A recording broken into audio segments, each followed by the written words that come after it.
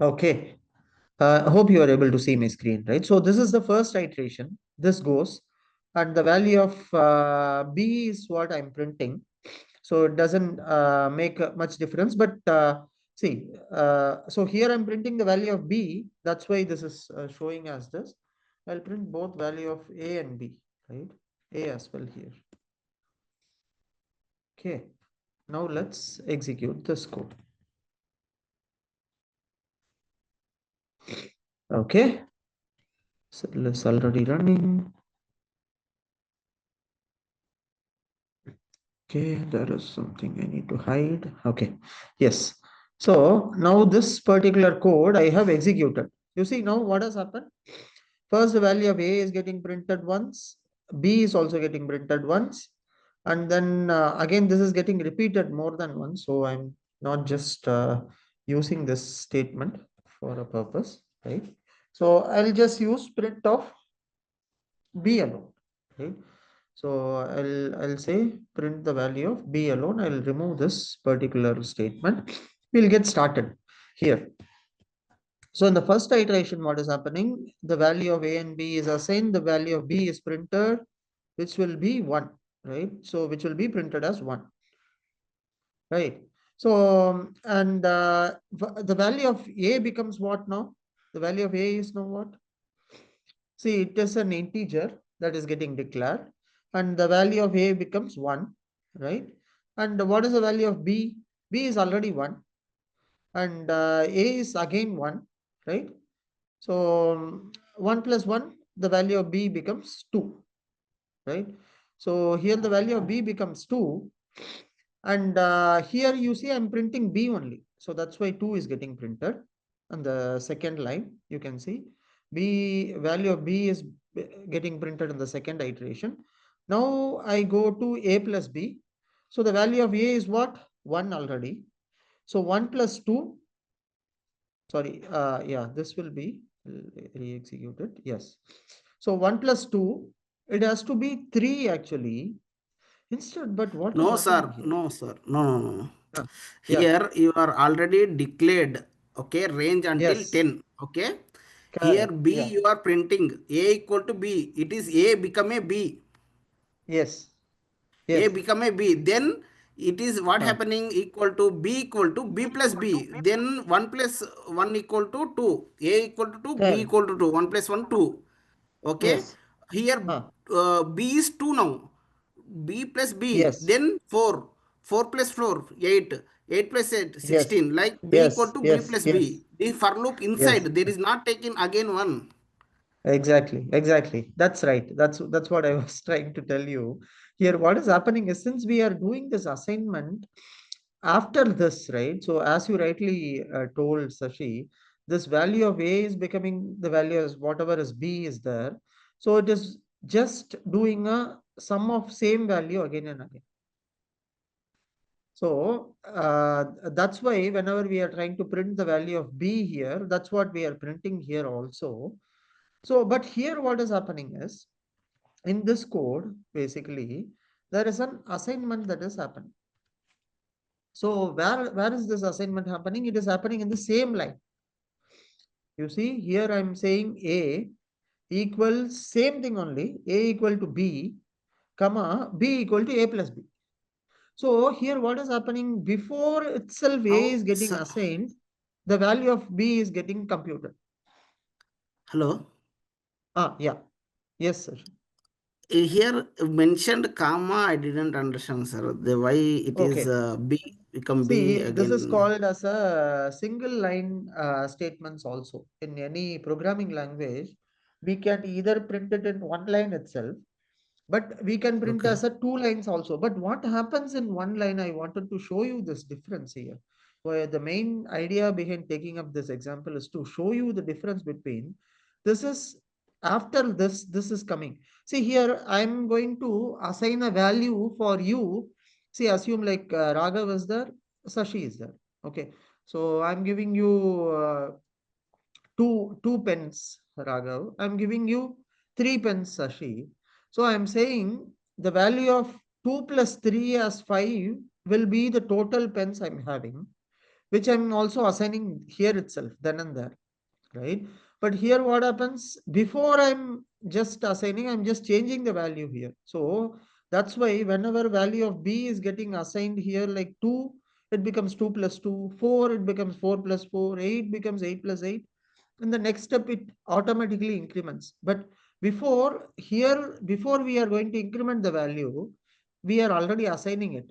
So incrementation is not happening in the next step. So both the cases, first assignment happens and that's all. Here assignment happens and then increment happens. So that's why this is displaying as exponential and this is displaying as direct value. Is this clear, Sashi? That means it is like coming I think it's like old A and old B, like means previous A and previous B, like 1 plus 1 plus here is already printed B equal to 1, Yeah. then A plus Yes. B is equal to 2, then Yes. again it's become a repeating, right? It is 1 A Yeah. is 1, then Yes. B second B value is equal become a 2, 1 plus 2 is Correct. equal to, okay, 3. I Yeah. think so. Result is 3. Yes. Next, You see, that's rest what. That's 3. this is the Yeah, result. that 2 plus 3. They can we can old A Then plus old the new B. value Then of, yes, okay. exactly. The new value of A is 2. New value of B is Then 3. B is 3. Now, It's become 5. yes, it's becoming 5. It become And 5. then 3 new plus value A of 5 8. 3, Yeah, yeah. Got 3 it, sir. and 5, it's becoming 8. So Yeah, yeah, that's got what it. is the Fibonacci series itself, right? So it has Okay. to take my last two values and then start doing this printing. Just keep this concept in mind because whenever we are going to try with programming, this is something that you all should know the difference. So what is the single line we have displayed versus this one, right? So just to make you understand that there is something like this, I specifically wanted to try this example. Okay.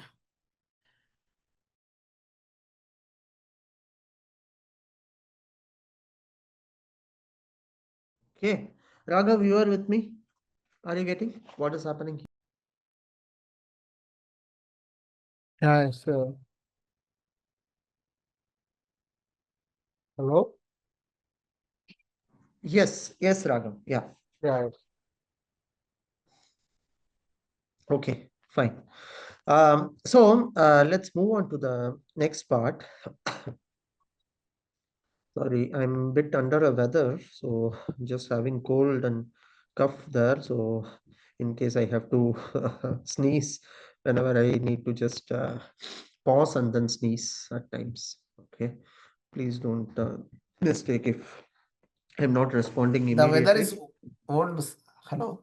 Yeah, it is turning How is the? cold, Sashi. There as well, same.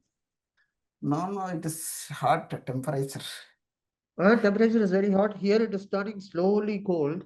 So, see, unfortunately, Raghav, we are in a desert, right? So here in Yeah. desert, almost like No. Texas can 7 to 8. also become a snow area. Yeah. So now what is happening slowly, we are closer to equator. So usually we have seen sun only for last 7 to 8 months. So all of a sudden now winter is getting to start. So we're not I able think to. Muscat, these areas are early maybe. Now Yeah, we yeah, still it is have early. 40 degrees. Is it? Oh, okay, okay. No, here I think today I don't know what the temperature was. Maybe it was hot only, but here actually it is slowly turning cold. Nights are becoming colder. Days are becoming Mhm. slightly better. Yeah. Okay. Fine. So let's move on. Now we did create this Fibonacci series, right?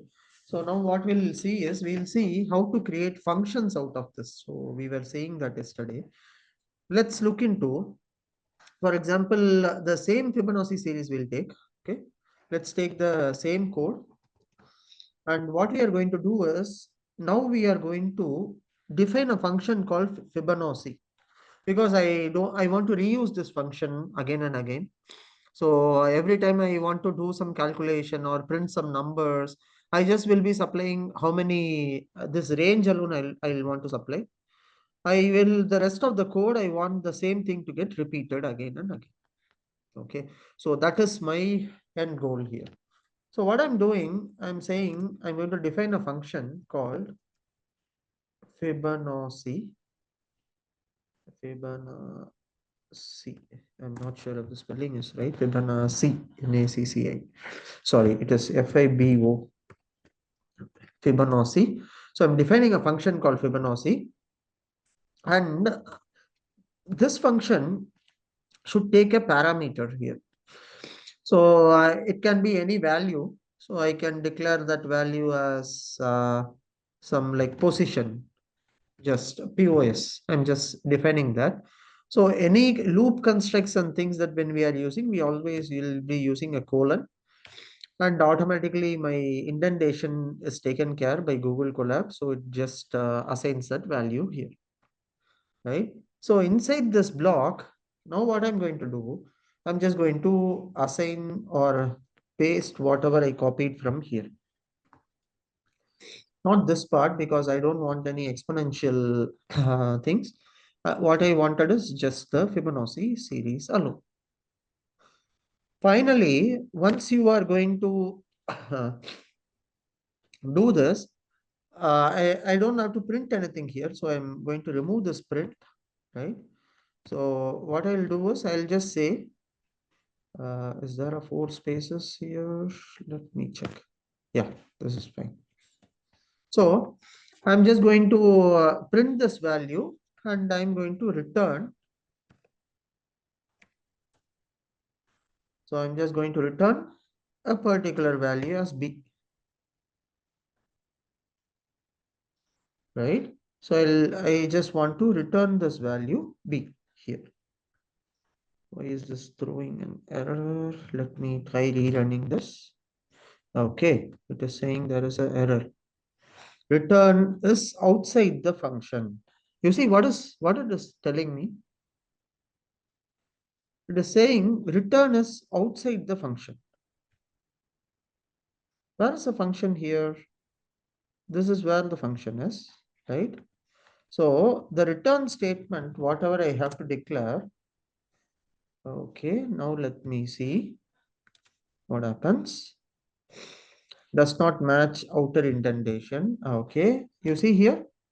So I'm going to leave 4 spaces and then run it back again.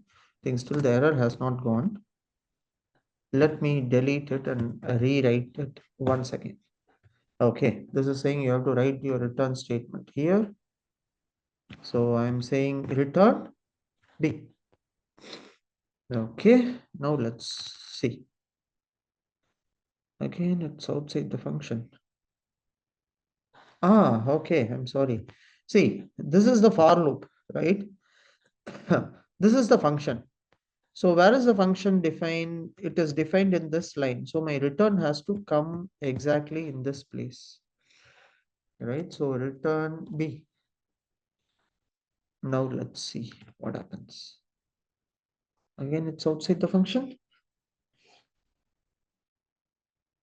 Okay. Let me see why this is happening. So integer is here.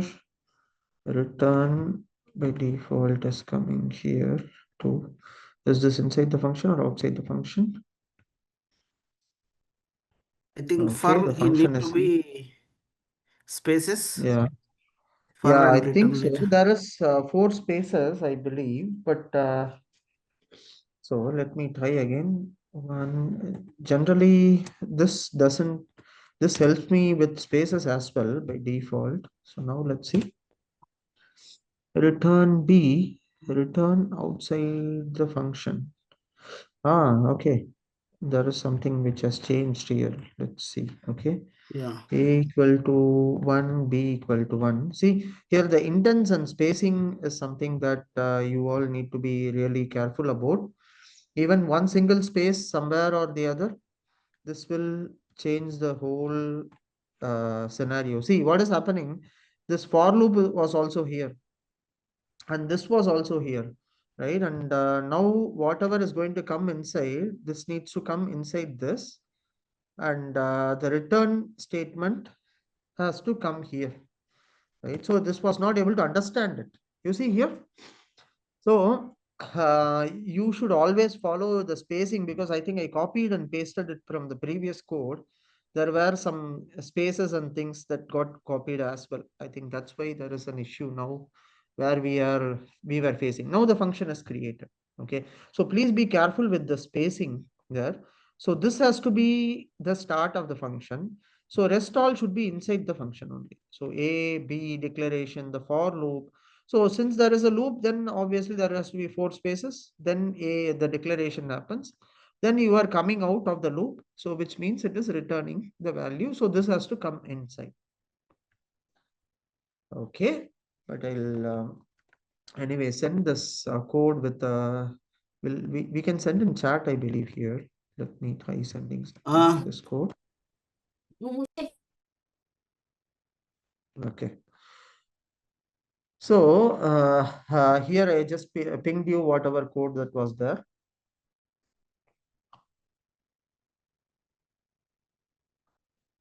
Okay, fine.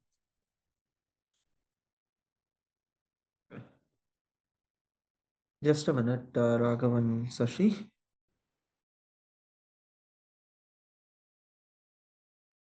No, sir, here. Continue, please. Okay, okay, fine. Okay, so now we have declared this function. How are you going to call this function?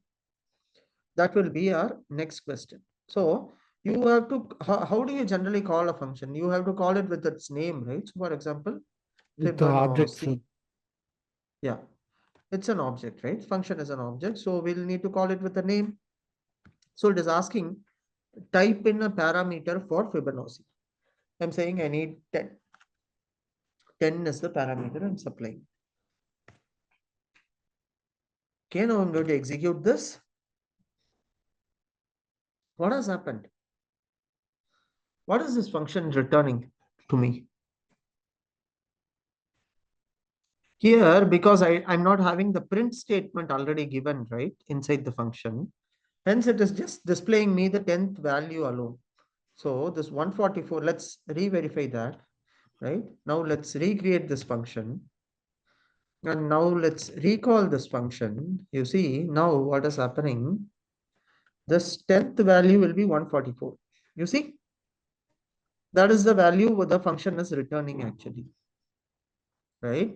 So if you, I just added this for verification purpose only, just to ensure that we are seeing the right numbers. So similarly, if I'm saying Fibonacci of 20, okay, I think there I have changed it as 10. Let me recreate this function. Now let me supply the value. You see, after 20th number of addition, 19th number plus 20th number, the value is 1,777,111. Right? Basically, this function, what it is doing, it is just calling me that value basically. So here, in order to see what we have done, we can just make use of this, and you can see this is what it is doing. The last 2 digits that get added gives me this sum. 6,765 plus 10,946 is 17,011. Okay. Are you guys with me in terms of Yes, sir. this Sir. creating the function? Yeah.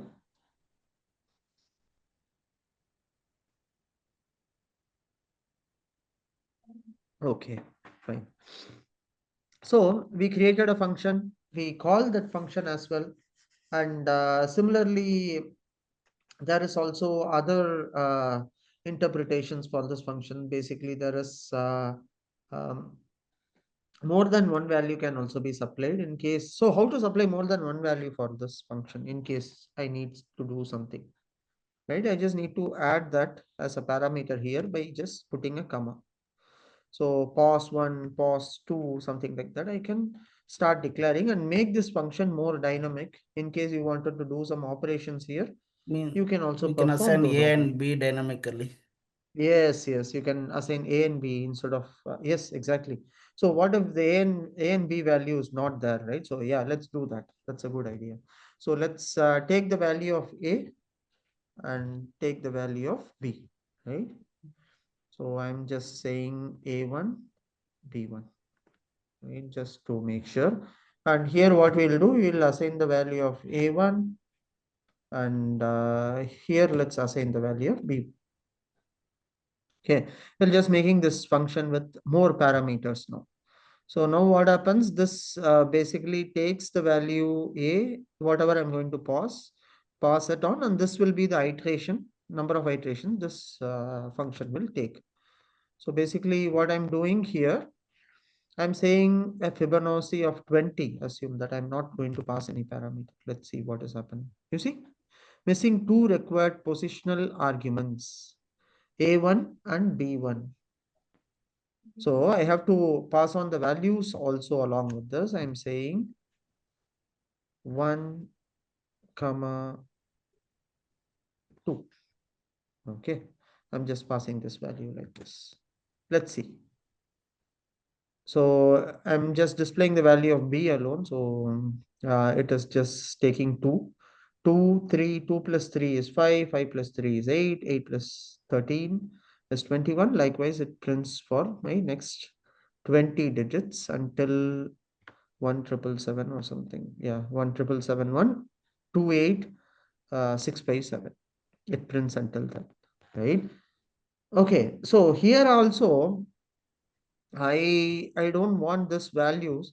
So in case I'm not going to assign a value, it needs to take 1 by default. How can we do that? So every time I'll not be assigning the values. If I'm not assigning any value, take 1 as default. So how to do that? So basically what we do here is we say A1 equal to 1, B1 is equal to 1. So now what happens is, even if I'm not going to declare this value, by default, this should That work. will You fetch see here? automatically. So 1, 2, 3, 5, 8, 13, 21. So you just need to assign the values as 1 and 1 by default.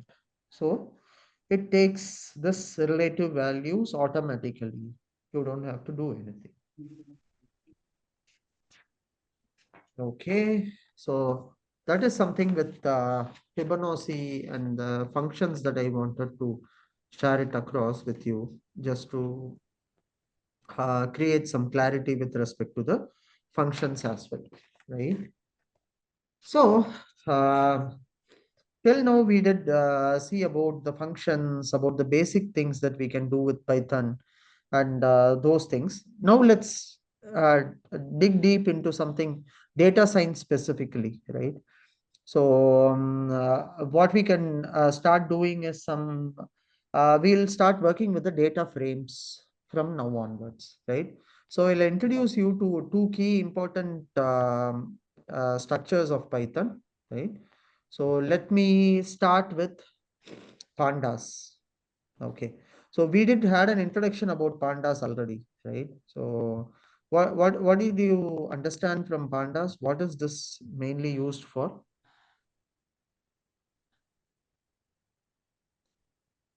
Raghav, Sashi? It's a graph user. No, not graph. That is a visualization objects are different. That's Matplotlib and the Seaborn. I think it's for data manipulation. Yes, exactly. This is mostly for data Mm. manipulation and analysis. Import the data. Yeah, exactly. Import as PD. Yes, yes, Import pandas exactly. as Manipulate and analyze PD. the data. Yeah.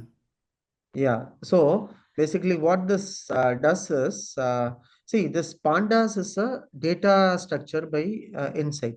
So pandas has two different types of objects. One is series, and other one is a data frame. So we are going to see about both of them. What is series? What is data frame? We are going to see those things in detail. Okay. Um, so how do we declare any objects in Python? So basically, when working on with libraries, you have to import that library because everything is inbuilt in Python. You just need to call that library. So how do you call it? You just say import pandas as PD. Okay. What happens? This pandas is a library now. So this PD is going to be in the alias name for me for calling the pandas, right? So this particular pandas library has various functions in that, right? So there are various things that you can see inside pandas. So, but let's look into something like what this pandas is all about. So it has two kinds of data structures. One is like data frames and other is series. Okay. Series is something like single dimensional. This is unidimensional. Only one dimension will be available in a series. So you can basically look in like all these values like 88, 90. So what happens is it takes everything as an array by default. So array is what it starts with 0 and it last element is traverses from 0, 1, 2, 3, 4, 5, 6. And basically we can call all these elements, do some manipulations and make use of. But we are going to see how are we going to use this when we'll continue consume this particular pandas and NumPy in a proper data science project. We are going to start with that as well. So we are going to go one by one. So the descriptive statistics, the inferential, the modeling, the validation, testing, everything I plan to show through Python only directly, so that you guys are getting these concepts by just looking that into, because we covered enough of theory during the introduction. So we got an idea about what it is. Now it is time for practically jumping deep into what are each of these concepts all about. Right? Okay. So now what is happening? This X is a value that will basically store this series of values. You see here what is happening? Each and every value, it is getting stored as a type integer, and all these values are getting some assignment. You see here 0, 1, 2, 3, 4, 5, 6. Totally 7 elements I have entered. I'm entering this element inside the square brackets, and I keep on saving these elements at all, right? So here what I'm going to do is I'm just going to say I'll enter a string value, right? I just want to see like what is happening with this. You see here, earlier, did you see the difference? Become a Earlier, this object. was as int, and now it changed it to object, right? So unlike our usual programming languages that is there, I can also save something like hash values here, 001, something like that, which is not even a string considered to be. You see here, now this is, once it has changed this particular data type to object, I can save any kind of object into this. I can save space, I can save numbers, a combination of hexadecimals and a numeric. And let me save it as floating also, right? Let me give it a try. So I'm saying 3.4145 and just execute this. You see, that value is also getting saved. It doesn't differentiate between, so in a usual array, wherever in programming languages, when you have seen, it allows only one single data type to be stored, right? That will be the case of a usual array there, but not in the case of our pandas or this objects. It doesn't restrict you. So it just takes the value as you give it on the fly, and it converts the type accordingly. Isn't it more It's dynamic? any yeah, it will take any data type means Any value. So that's any why this NV is quite conversion. It will useful. adapt it. Yes, exactly. So that's why this is Mm, quite useful for web scraping and all. Whenever we have to yeah, store some values, you never know what is the value which is going to be coming from a website or a particular page. It can be numbers, it can be decimals, floating. I never know what the number is. But if I yeah. have to define this is the format, do you guys now understand what is happening in our traditional way of data structures, integers, the floats, the thing, it is reshaping. Python is reshaping those concepts itself. What do you feel about this, Raghav? Having worked in Java and now seeing these things there coming, dynamic allocations and these, what do you think about this? Is this useful or not? Or Java is still something better? Java is a different tax, Python also different. Everything is syntax also is different. Yeah, yeah, But it I is. try to It, understand the Python is a new language. yeah, yeah, Java and Python compared to how to execute the code, how to write the logic, I know, but syntax I don't know. I learned that day by day. yeah, yeah. No, that's true. That's true. It is a different language by itself. But you see, what I wanted to highlight here is, you see how the nature of this programming itself, it is more dynamic in nature, right? So it allows you to do various things just in a very simple statements, right? Like as I'm talking to you in plain English, this is there. So I'm saying series, I know series will be 1 to 10. Any serials or web series, anything, as you see, very similar, right? You can just start storing all these values across, right, from in the form of an array. So mostly that's one thing that I generally admire with Python is how simple they have created things there. No need to remember anything, right? I There can is no just get error started. if you enter Yeah. any other values in be- define a data Exactly. type. No error. No You- need to debug No, this. no, don't Why talk this is about it. coming. If it is Yeah, not yeah. No need to coming, think. it directly come in integer means there is no value, other value, there is only numbers. If it is object Yes. means maybe something is different, something have issue. There is Yeah. some other Yeah. data type we added here.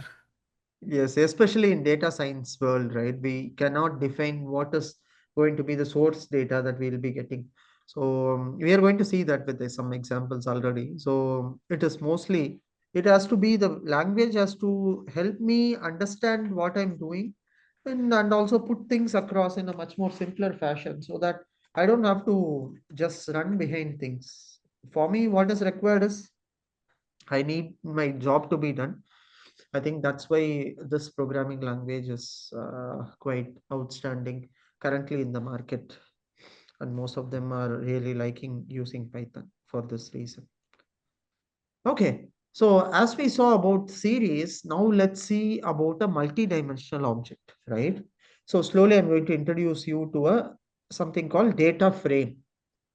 So this data frame is very similar to that of our rows and columns, right? Whatever we are having in our SQL or in any of the data structures that we generally store the Like a values. table.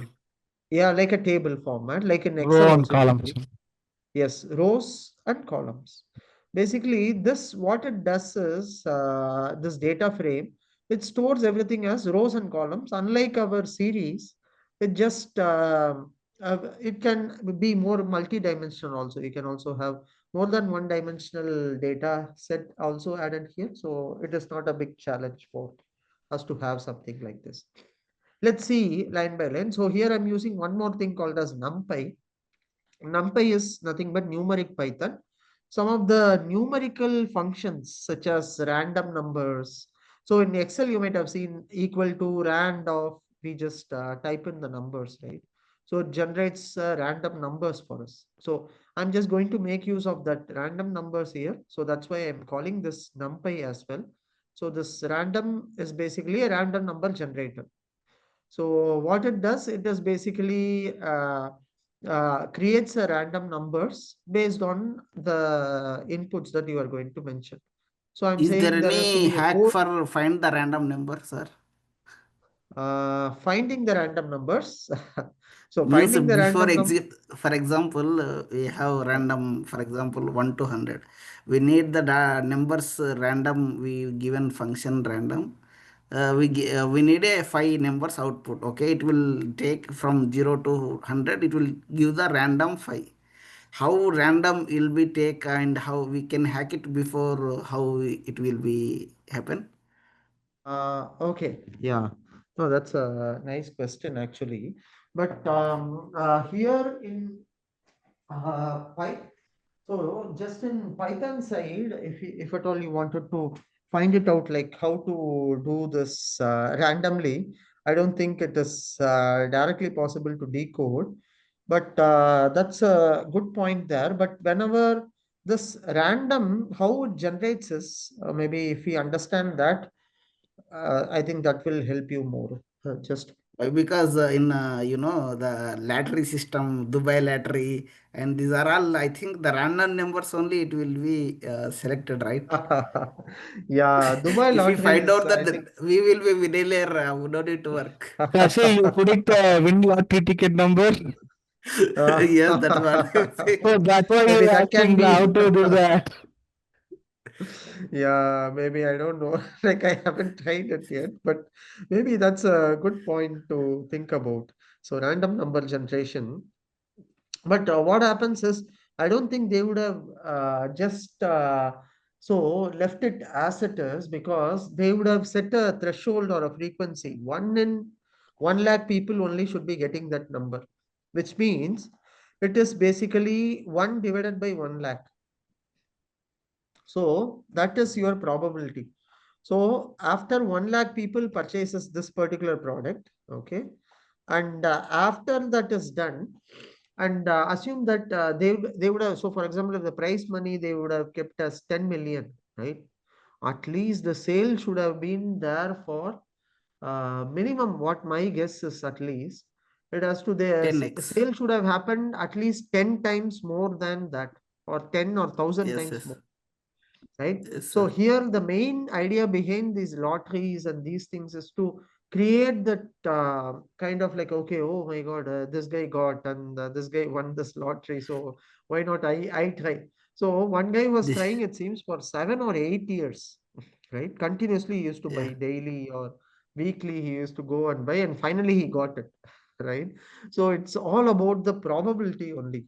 So here, whatever random numbers or things that these guys are generating, I think it is mostly based on probability only.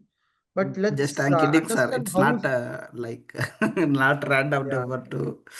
Yeah, we can hack it to find out the way ticket. But in the row and column also, it's showing only float value. It's not a whole integer. So why, sir? Okay, yeah.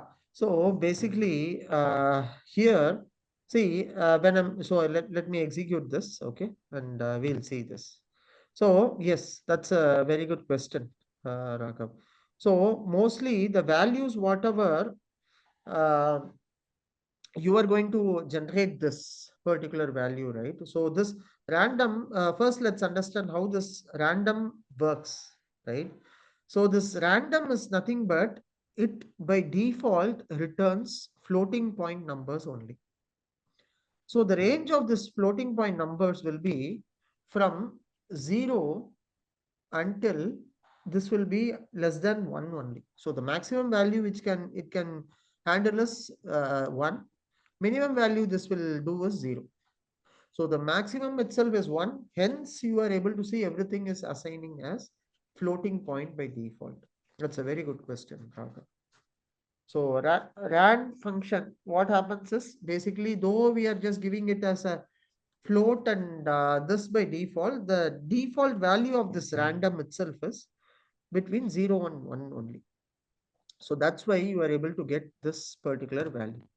And you see, every time you execute it, new random numbers will get generated. It will not be the same every time. You see, that's why this is a random number. See, for example, it's 0.47 is coming here. Next time you execute it becomes 97.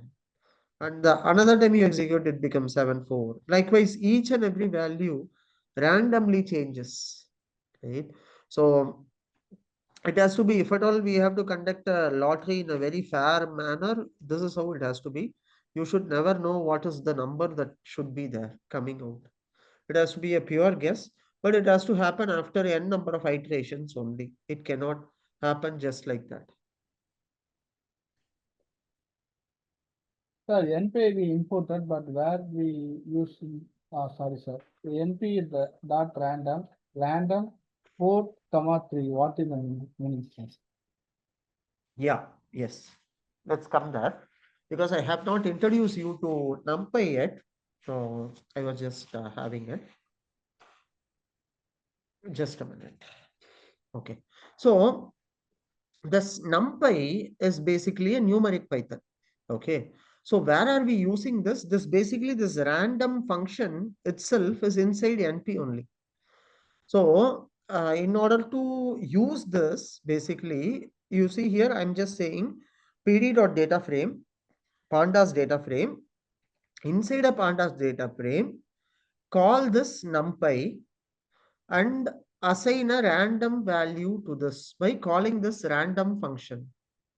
So this random dot rand, basically what is it's given a shape, an array, and it populates the value between this value and that value. So for example, it can be between 4 and 3, 5 and 7. Likewise, you can just start generating this across, right? So basically this NP is nothing but NumPy.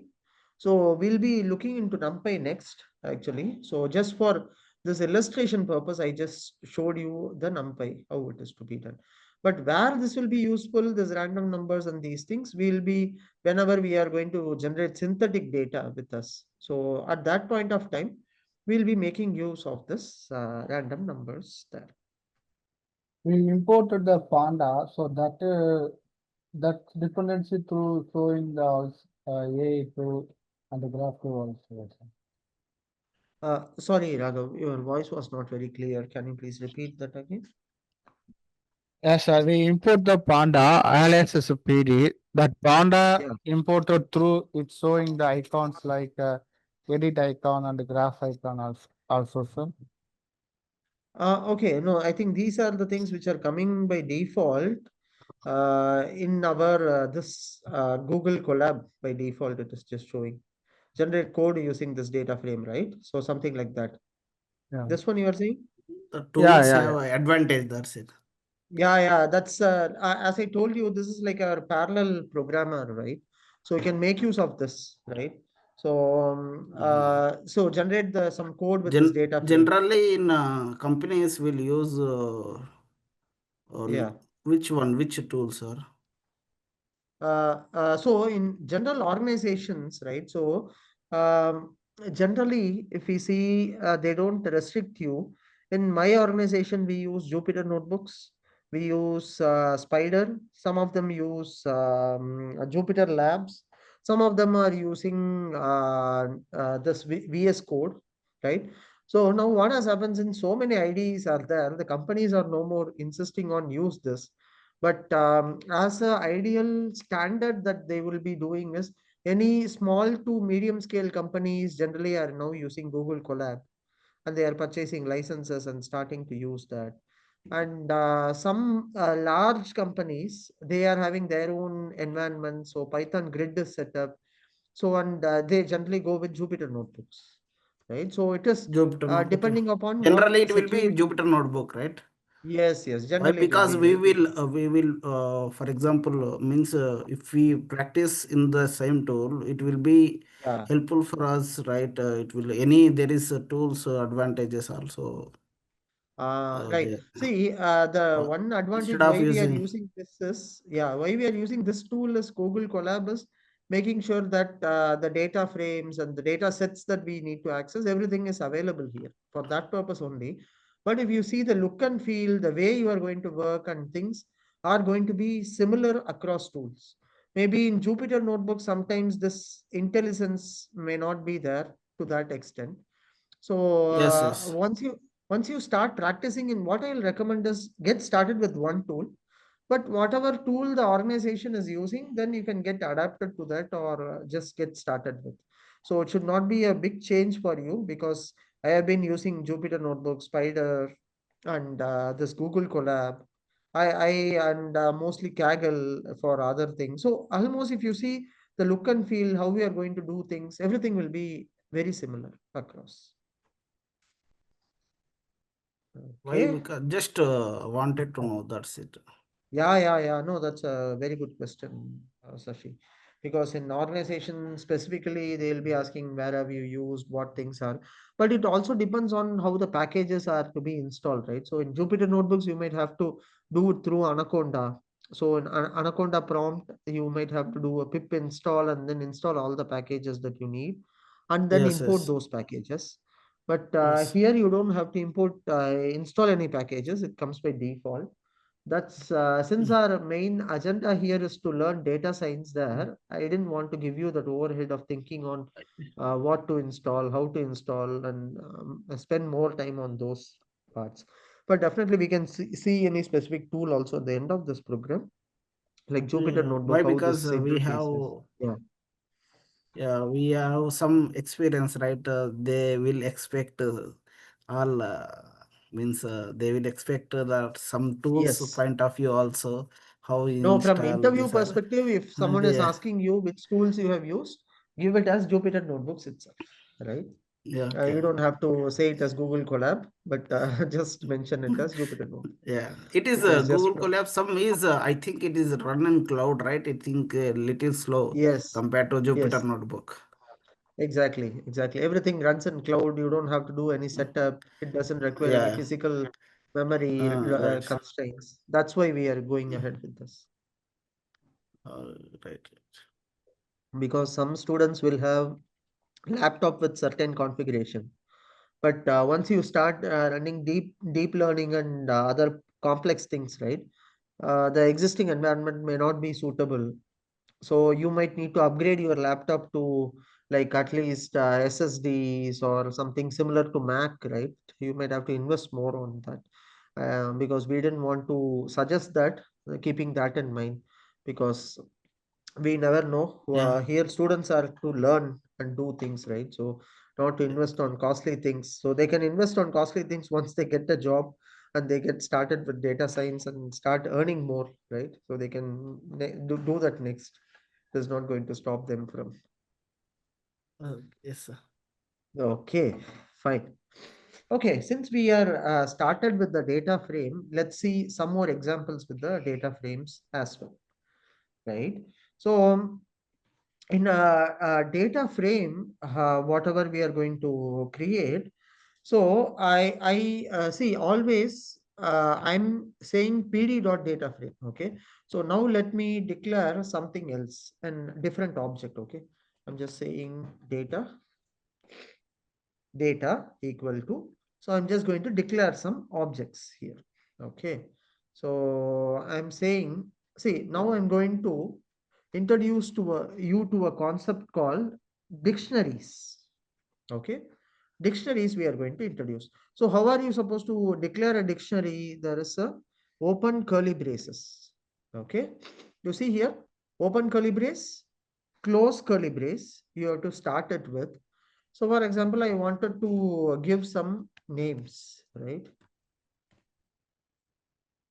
So name is going to be my dictionary name, dictionary object. So in this dictionary object, what I'll be doing is I wanted to enter few names. Like I'll enter Raghav, Sashi,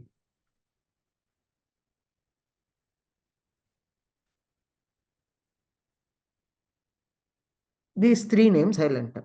Okay. So see now what is happening here. So I have declared these three values. Okay. The names are going to be this, right? So now what we'll do next is we'll need to assign some values for these names. Okay. Now I have declared name. Then shall I declare their city? Okay. So city will be my next object. So how am I going to declare that city? So I can just type in CITY, city. And within that city, I'll tell I'm going to declare these three places across. You see, Wow. Delhi, Mumbai, Gemini AI. Bangalore. Uh, sorry. Because of Gemini AI. Just Yeah, tab. because of Gemini AI, it allowed me from saving typing all this, right? So right with Yes. right format and thinking about cities. So not to depend on this too much, but for programming aspects, this is really helpful, right? So you just Yes, need yes, sir. to it makes you Smart lazy. things. Yeah, Yeah. yeah, yes, sir. Smart things are better to avoid the Yes. typing time. Yeah, exactly. We can cover some concept in that time within that 1 hour Yes, of our golden yes, time. yes, yes, sir. I think 1 hour is our time. Yes, yes, exactly. Okay. Oh, yeah, I think we have crossed by 3 minutes. I'll finish this shortly. Okay, so now you see now what has happened. So I'm saying this data, and this is my data, and I'm just going to display this data, whatever I have printed. You see how beautifully this has converted as a table. So Raghav is in Delhi, Sashi is in Mumbai, Ram is in Bangalore, and these are the three data types, and these are their key values and other information that I have entered. So maybe if I want to add one more parameter to this, right? So assume that I want to add age. Age will be the next parameter to this, Is there any right? limitations in the data frames, sir? No, not depends on your system's memory. So the program and things to till how many ever objects you have, you can keep declaring. It doesn't have any limitation at all by default. Okay, like, okay. So here, yeah, we enter the age now. So for declaring the age, you just start typing the values for age. It's like 25, 27, and 32, right? So something like this. So this now one more object I have created. I just, you see, that got automatically added, and it has created in a form of my rows and columns. Now we'll see more details on how to access these, right? So for example, so I just wanted to access the first row alone, right? So I'm just saying df of 1, right? So this is currently saying there is a key error. Whatever key that you have given, that is having an issue, right? So what is the issue here? See, you have to reference it as a group by default, right? So for example, from object number 1 onwards, you start, so you basically give a colon in between. If you want to display all objects, just click on the colon alone. So if at all you wanted to display the first object, right? So you can say start with 0. So blank means 0. And you just say 1. So the first object alone comes. Right. So whenever you are going to access this particular object, this is how you need to access them. Right. So this is something what you need to keep in mind. Right. So whenever you are declaring certain objects, you can call them, but this can be called based on their index positions only. So by default, there is something called -1. Let's understand what this -1 means. So it ideally refers to in a different data type, this -1 goes to the last object, but here it is throwing an error because we have declared it as a dictionary object. So that's the difference here. But In series, yeah, it will so come this is good. reverse, right?